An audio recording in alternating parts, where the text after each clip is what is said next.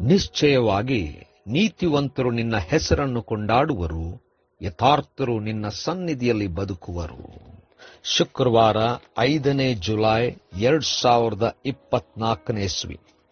ಈ ದಿನದ ವಾಕ್ಯ ಧ್ಯಾನಕ್ಕಾಗಿ ನಾನು ಆರಿಸಿಕೊಂಡಿರುವಂಥ ವೇದ ಭಾಗವು ಹಗ್ಗಾಯನ ಪ್ರವಾದನ ಗ್ರಂಥ 2ನೇ ಅಧ್ಯಾಯದ 8ನೇ ವಚನ.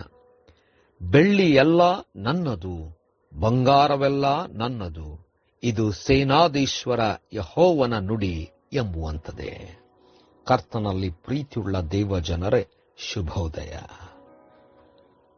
ನಾವೆಲ್ಲರೂ ಅರ್ಥ ಮಾಡಿಕೊಳ್ಳಬೇಕಾದಂಥ ವಿಚಾರ ಏನೆಂದರೆ, ಭೂಮಿಯಲ್ಲಿರುವಂಥ ಎಲ್ಲವೂ, ಆಕಾಶದಲ್ಲಿರುವಂಥ ಎಲ್ಲವೂ ಕೂಡ ಯೆಹೋವನದೇ. ಕರ್ತನಲ್ಲಿ ಪ್ರಿಯರೇ, ಈ ವಾಕ್ಯದ ಧ್ಯಾನ ಮಾಡೋಣ. ಈ ದಿನದ ವಾಕ್ಯ ಧ್ಯಾನದ ಶೀರ್ಷಿಕೆ ಎಲ್ಲವೂ ಕೂಡ ದೇವರಿಗೆ ಸೇರಿದದ್ದು. ದೇವರ ನಾಮಕ್ಕೆ ಸ್ತೋತ್ರ ಉಂಟಾಗಲಿ. ಕರ್ತನಲ್ಲಿ ಪ್ರಿಯರೇ, ಈ ಒಂದು ಪ್ರವಾದನ ಗ್ರಂಥದಲ್ಲಿ ದೇವರು ಹಗ್ಗಾಯನ ಮೂಲಕವಾಗಿ ಇಸ್ರಾಯೇಲ್ ಜನರನ್ನು ಎಚ್ಚರಿಸಿ ದುಸ್ಥಿತಿಯಲ್ಲಿದ್ದಂಥ ದೇವಾಲಯದ ಕಟ್ಟಡವನ್ನು ಪುನಃ ಕಟ್ಟಬೇಕೆಂಬುದಾಗಿ ಪ್ರೇರೇಪಿಸಿದನು.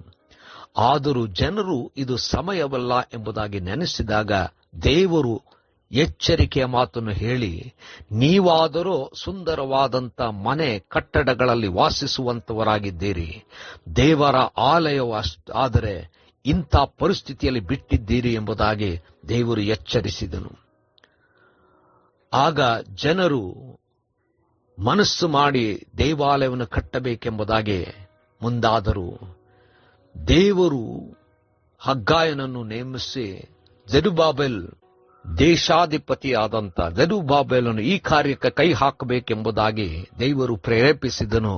ಅದರಂತೆ ಅವರು ಮಾಡತೊಡಗಿದರು.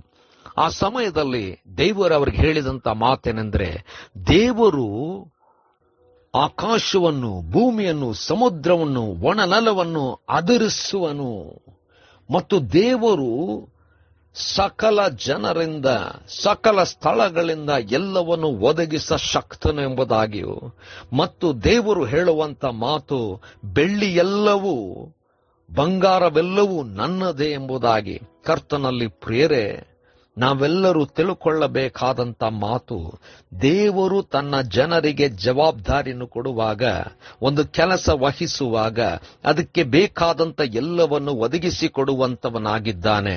ಅಷ್ಟು ಮಾತ್ರವಲ್ಲ, ನಾವು ತಿಳ್ಕೊಳ್ಳಬೇಕಾದಂಥ ವಿಚಾರ ಏನಂದ್ರೆ, ಸರ್ವವು ದೇವರಿಗೆ ಸೇರಿದಂಥದ್ದಾಗಿದೆ, ಯಾವುದೂ ನಮ್ಮದಲ್ಲ. ಎಲ್ಲ ಸೃಷ್ಟಿಯು ದೇವರದೇ, ಎಲ್ಲ ದೇವರ ಅಧಿಕಾರದಲ್ಲಿ ಇರುವಂಥದ್ದು. ದೇವರು ತನ್ನ ಜನರನ್ನು ಯಾವ ರೀತಿಯಲ್ಲೂ ಬೇಕಾದರೂ ಆಶೀರ್ವದಿಸಬಹುದು. ದೇವರು ತನ್ನ ಜನರಿಗೆ ಎಲ್ಲ ರೀತಿಯಲ್ಲೂ ಒದಗಿಸ ಶಕ್ತನಾಗಿದ್ದಾನೆ. ಯಾಕಂದ್ರೆ ಎಲ್ಲವೂ ದೇವರಿಗೆ ಸೇರಿದಂಥದ್ದು. ಕರ್ತನಲ್ಲಿ ಪ್ರಿಯರೇ, ನಮ್ಮದು ಎಂಬುದಾಗಿ ಯಾವುದೂ ಇಲ್ಲ. ನಮಗೆ ಒದಗಿಸಿಕೊಟ್ಟಿರ್ತಕ್ಕಂಥದ್ದು ದೇವರೇ. ಎಲ್ಲವನ್ನು ನಮಗೆ ಕೊಡಬಲ್ಲ ದೇವರು ನಮಗಿರುವಾಗ, ದೇವರು ನಮಗೆ ವಹಿಸುವಂತ ಜವಾಬ್ದಾರಿಯನ್ನು ಯಥಾರ್ಥವಾಗಿ ನಂಬಿಕೆಯಿಂದ, ನಮ್ರತೆಯಿಂದ ಮಾಡೋಣ. ಅದಕ್ಕೆ ಬೇಕಾದಂಥ ಎಲ್ಲವನ್ನು ದೇವರು ಒದಗಿಸಿಕೊಡ್ತಾನೆ.